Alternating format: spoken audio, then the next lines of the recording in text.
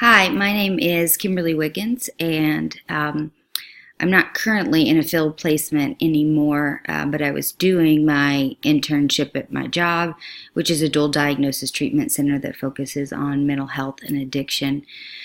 Currently, I work there as a clinical assistant. I'm a certified addictions counselor, and I work there and I do assessments and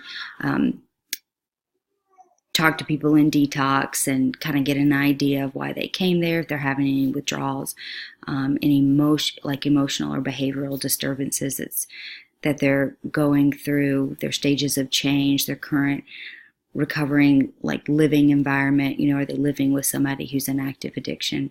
Right now I'm currently on maternity leave. I have a 2-month-old, and I'll be returning back to work on April 6th.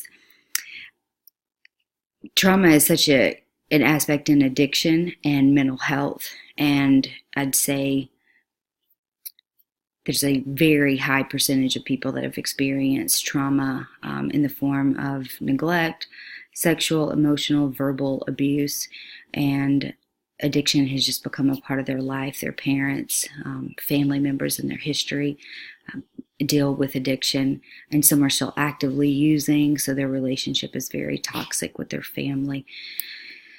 So I think studying this and getting certified as a trauma therapist is definitely my path. So looking forward to meeting everyone, and thanks. Have a good day.